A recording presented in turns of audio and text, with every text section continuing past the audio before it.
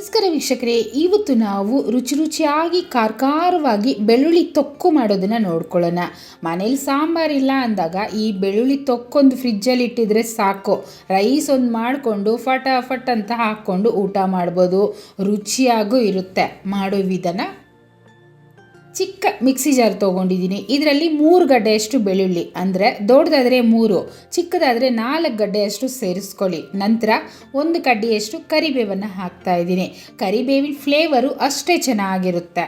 ಹಾಗೆ 1 ಟೇಬಲ್ ಸ್ಪೂನಷ್ಟು ಜೀರಿಗೆನ ಹಾಕ್ಕೊಳ್ತೀನಿ. ನಂತರ ನೋಡಿ, ಖಾರಕ್ಕೆ 2 ಟೇಬಲ್ ಸ್ಪೂನಷ್ಟು ಅಚ್ಚ ಖಾರದ ಪುಡಿ. ಖಾರ ಹೆಚ್ಚಿಗೆ ಹಾಕ್ಕೊಳ್ಳಿ ಫ್ರೆಂಡ್ಸ್, ಯಾವುದೇ ತೊಕ್ಕಾದರೂ ಅಷ್ಟೇ ನಾವು ಖಾರ ಸ್ವಲ್ಪ ಹೆಚ್ಚಿಗೆ ಹಾಕ್ಕೊಂಡ್ರೆ ಚೆನ್ನಾಗಿರುತ್ತೆ. ಇದರಲ್ಲಿ ನೀರನ್ನು ಮಾತ್ರ ನೀವು ಸೇರಿಸಬಾರ್ದು. ಹಾಗೆಯೇ ಡ್ರೈಯಾಗಿ ನಾವು ಪೇಸ್ಟ್ ಮಾಡ್ಕೊಳ್ಳೋಲ್ಲ, ಅಂದರೆ ಆ ಬೆಳ್ಳುಳ್ಳಿನಲ್ಲೇ ಒಂದು ಸ್ವಲ್ಪ ನೀರು ಬಿಟ್ಕೊಳ್ಳುತ್ತೆ, ಅದೇ ಸಾಕು. ನೋಡಿದ್ರಲ್ಲ, ಈ ರೀತಿ ಆಗಿದೆ. ಬೆಳ್ಳುಳ್ಳಿ ಅಲ್ಲಲ್ಲೂ ಒಂದು ಸ್ವಲ್ಪ ದೊಡ್ಡದಿದೆ ಅಲ್ವಾ, ಹಾಗಿದ್ರೆ ಅಲ್ಲಲ್ಲೂ ಬಾಯಿಗೆ ಸಿಗ್ತಾ ಇದ್ರೆ ಚೆನ್ನಾಗಿರುತ್ತೆ.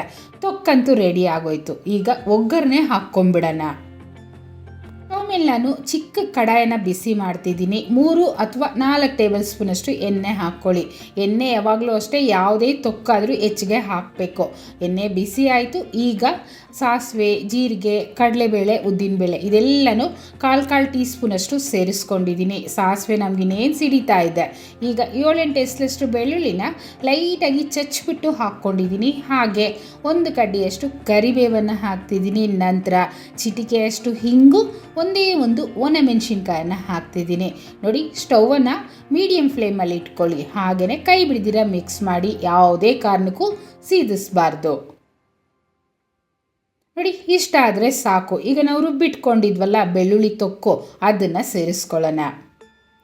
ನೋಡಿ, ಈ ತೊಕ್ಕು ಹಾಕಿದ ನಂತರ 1-2 ಅಥವಾ 3 ನಿಮಿಷನಾದರೂ ಚೆನ್ನಾಗಿ ಫ್ರೈ ಮಾಡಬೇಕು ಈ ಎಣ್ಣೆಯಲ್ಲಿ. ನೋಡಿ, ಇಷ್ಟು ಎಣ್ಣೆ ಹಾಕ್ಕೊಂಡ್ರೆ ತೊಕ್ಕು ಏನಕ್ಕೆ ಕೆಡುತ್ತೆ ಅಲ್ವಾ. ಅದರಲ್ಲೂ ಫ್ರಿಜ್ಜಲ್ಲಿ ಇಟ್ಬಿಟ್ರೆ 2 ತಿಂಗಳು ಆರಾಮಾಗಿ ಬಳಸ್ಕೋಬೋದು. ಮನೇಲಿ ಸಾಂಬಾರಿಲ್ಲ, ಸಾಂಬಾರು ಮಾಡೋದಕ್ಕೆ ಟೈಮ್ ಇಲ್ಲ, ಏನಪ್ಪ ಮಾಡೋದು ಅಂದಾಗ ಫ್ರಿಜ್ಜಲ್ಲಿ ನೀವು ಈ ಬೆಳ್ಳುಳ್ಳಿ ತೊಕ್ಕು ಒಂದು ಇಟ್ಕೊಂಡಿದ್ರೆ ಸಾಕು. ರೈಸ್ ಒಂದು ಮಾಡಿಕೊಂಡು ಆರಾಮಾಗಿ ನೀವು ಲಂಚ್ ಬಾಕ್ಸ್ಗೂ ತೊಗೊಂಡೋಗ್ಬೋದು, ಮನೇಲೂ ಊಟ ಮಾಡ್ಬೋದು. ಹಾಗೆಯೇ ಬೆಳ್ಳುಳ್ಳಿ ಹಾಕಿರೋದ್ರಿಂದ ಆರೋಗ್ಯಕ್ಕೂ ಅಷ್ಟೇ ಒಳ್ಳೆಯದು. ಹಾಗೆ ಮಕ್ಕಳಿಂದ ಹಿಡಿದು ದೊಡ್ಡವ್ರವರೆಗೂ ಎಲ್ಲರೂ ಇದನ್ನು ಬಳಸ್ಬೋದು. ಆರೋಗ್ಯಕ್ಕೆ ಅಷ್ಟು ಒಳ್ಳೆಯದು ಫ್ರೆಂಡ್ಸ್. ನೋಡ್ತಿದ್ರೇ ಎಷ್ಟು ಚೆನ್ನಾಗಿದೆ ಅಲ್ವಾ. ನಾಲ್ಗೆಯಲ್ಲಿ ನನಗಂತೂ ನೀರು ಬರ್ತಾ ಇದೆ, ಅಷ್ಟು ಚೆನ್ನಾಗಾಗಿದೆ.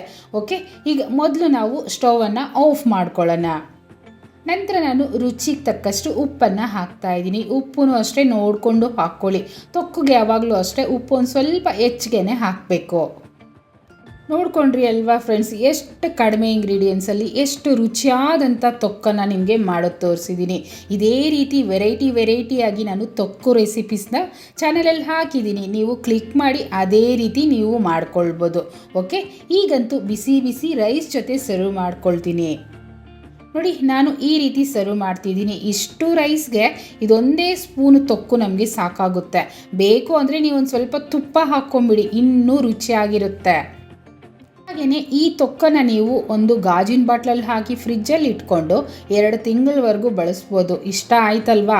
ಹಾಗಿದ್ರೆ ಇವತ್ತೇ ಟ್ರೈ ಮಾಡಿ ನೋಡಿ, ಹೇಗೆ ಬಂತು ಕಮೆಂಟ್ ಮಾಡಿ, ಮತ್ತು ಲೈಕ್ ಮಾಡಿ, ಶೇರ್ ಮಾಡಿ. ಹಾಗೆಯೇ ಚಾನಲ್ನ ಸಬ್ಸ್ಕ್ರೈಬ್ ಮಾಡಲಿಲ್ಲ ಅಂದರೆ ಮೊದಲನೇದಾಗಿ ಸಬ್ಸ್ಕ್ರೈಬ್ ಮಾಡ್ಕೊಳ್ಳಿ.